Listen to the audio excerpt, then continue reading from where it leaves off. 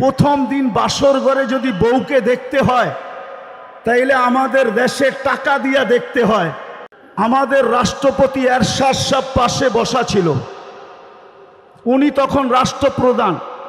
কাউরন বাজারের সভা ছিল, হজরত মৌলানা আব্দুল গফফার সাহেব রহমতুল্লাহ আলাই উনি কাউরন বাজারের সভায় বয়ান করতেছিলেন।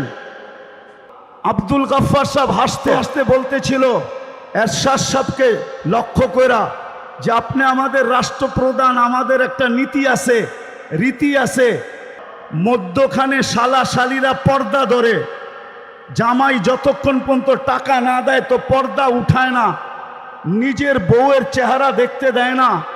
আপনি আমাদের রাষ্ট্রপ্রধান হওয়া সত্ত্বেও আপনি আপনার বউকে এরকম খোলা ছেড়া দিলেন কি কইরা যে এখন একজন রিকশাওয়ালাও পয়সা ছাড়া আপনার ওয়াইফকে দেখে?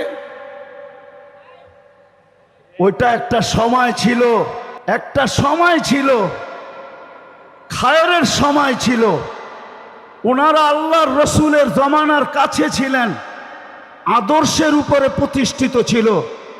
এরশাদ সাহেব শুধু হাসছেন, কোনো প্রতিবাদ করেন নাই, কোনো জিদ বা হিংসা বিদ্বেষ ভিতরে নেন নাই যে আমি স্টেজ থেকে যায়া গফফার সাহেব তোমাকে দেখাবো তুমি কত বড় আব্দুল গফফার।